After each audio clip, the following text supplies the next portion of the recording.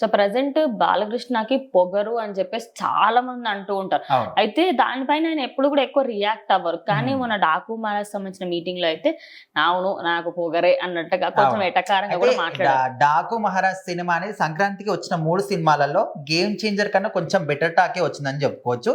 And తర్వాత సంక్రాంతికి వస్తున్నాం సినిమా మంచి సూపర్ డూపర్ హిట్ అయింది. అయితే ఈ డాకు మహారాజ్ సంబంధించి సక్సెస్ మీట్ మాత్రం నిన్న అనంతపూర్‌లో చేయడం జరిగింది. సో అక్కడ మాట్లాడుతున్న క్రమంలోనే బాలకృష్ణ తనకు సంబంధించిన కొన్ని విషయాలు కూడా చెప్పడం జరిగింది. అయితే మనము సినిమా రంగంలో చూసుకుంటే ఇప్పుడు వచ్చిన యంగ్ హీరోలు గాని వీళ్ళు ఎట్లా అంటే ఇంతకు ముందు తరం నుంచి కూడా ఇప్పటి వరకు దాదాపు ఒక 3, 4 దశాబ్దాల నుంచి కూడా చిరంజీవి గారు కావచ్చు, బాలకృష్ణ గారు, నాగార్జున వీళ్ళందరూ కూడా అప్పటి నుంచి కూడా ఉన్నవాళ్ళు. సో ప్రజెంట్ వీళ్ళు ఒక తెలుగు సినిమా రంగానికి 4 పిల్లలని కూడా చాలా మంది అంటుంటారు. సో ఈయన దాని గురించి మాట్లాడుతూ అప్పటి నుంచి ఇప్పటి వరకు కూడా ఇంకా నన్ను ఆదరిస్తూనే ఉన్నారు. ఇప్పుడు చాలా మంది యంగ్ హీరోలు చాలా మంది వచ్చారు. ప్రభాస్ లాంటి వాళ్ళు, జూనియర్ ఎన్టీఆర్ వీళ్ళందరూ వచ్చినప్పటికీ కూడా ఇంకా మమ్మల్ని ఆదరిస్తున్నారు. మీ రుణం మాత్రం నేను ఎప్పటికీ తీర్చుకోలేను.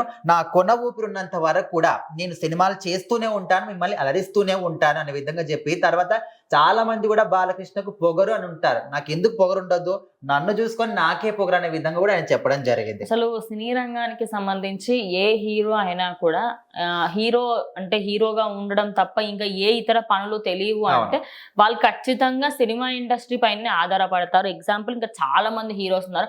అప్పట్లో సీనియర్ ఎన్టీఆర్ పాలిటిక్స్ లోకి రాకన్నా ముందు ఆయన ఎట్లా అంటే లాస్ట్ మూమెంట్ వరకు ఆఖరికి ఆయన చనిపోయే ముందు కూడా చాలా మటుకు స్క్రిప్ట్స్ కూడా చూసారంట. ఏఎన్ఆర్ గారు అయితే చేతిలో స్క్రిప్ట్ పట్టుకొని ఆయన కొనవు అలాగే వెళ్ళిపోయారు. అలా చాలా సంఘటనలు ఉన్నాయి. అంటే సినిమా రంగం వాళ్ళకి తల్లితో సమానం. అందుకోసం అని చెప్పేసి ఖచ్చితంగా ఆ తల్లి కోసం ఎంతైనా పాటు పడుతుంటారు. ఇక ఫ్యాన్ ఫాలోయింగ్ గురించి మాట్లాడితే సరే ఒక జనరేషన్ ఉంటది, నెక్స్ట్ జనరేషన్ ఉంటది.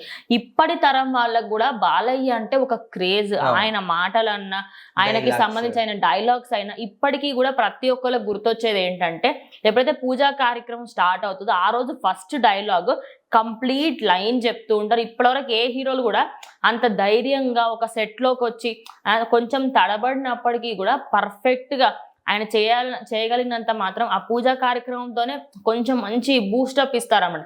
ఇప్పటి హీరోలు నా చేయమని చెప్పండి, కనీసం ఒక లైన్ కూడా చెప్పలేరు. వాళ్ళు ఒక స్క్రిప్ట్ ఇచ్చి చదువుకున్న తర్వాతనే అది కూడా చెప్పడానికి 2-3 టేకులు ఖచ్చితంగా అయితే అక్కడ వాళ్ళు జస్ట్ ఆయనకి ఈ డైలాగ్ ఉంది కదా సార్, ఈ డైలాగ్ ఒకసారి చెప్పండి అని చెప్పి అక్కడ డైరెక్టర్ ఒక చిన్న క్యూ ఇస్తే ఇది అనుకుంటూ ఆయన డైలాగ్ చెప్పడం కానివ్వండి, ప్రతి ఒక్కటి కూడా.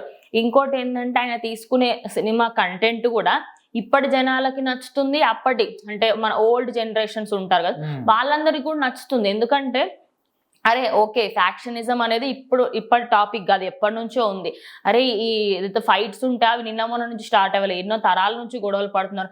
పురాణాల గురించి ప్రతి ఒక్కటి అన్నిటినీ అవగాహన తీసుకొని ఆయన చేసే మూవీస్ వల్లనే ఆయనకి ఇంత స్టార్డమ్ ఉంది. ఆయనకు పొగరుండడంలో అస్సలు తప్పులేదు. ఆయన చెప్పడం ఏంటి, ఆయన ఫ్యాన్స్కే బాలకృష్ణ ఫ్యాన్స్ అంటేనే అదొక ఊపులాగా ఉంటుంది. సో ఖచ్చితంగా ఆయన సినిమాలు ఇంకా కంటిన్యూ చెయ్యాలి.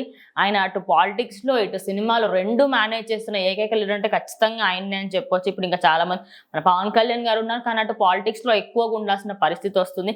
కానీ ఈయన మాత్రం ఆయన హిందూపురం ఎమ్మెల్యేగా ఆయన నియోజకవర్గాన్ని చూసుకుంటూ ఇటు ప్రజెంట్ సినిమా రంగాన్ని కూడా చాలా అంటే చాలా బ్యాలెన్స్డ్గా మెయింటైన్ చేస్తారు. ప్రతి సంక్రాంతికి ఒక సినిమా వస్తుంది. ఇంకెక్కువ అంటే ఇయర్లో 2 సినిమాలు వచ్చిన సంవత్సరాలు కూడా ఉన్నాయి. సో బాలకృష్ణకి సంబంధించి ఆయన మాట్లాడిన మాటల గురించి మీరేమనుకుంటున్నారో కామెంట్ చేయండి.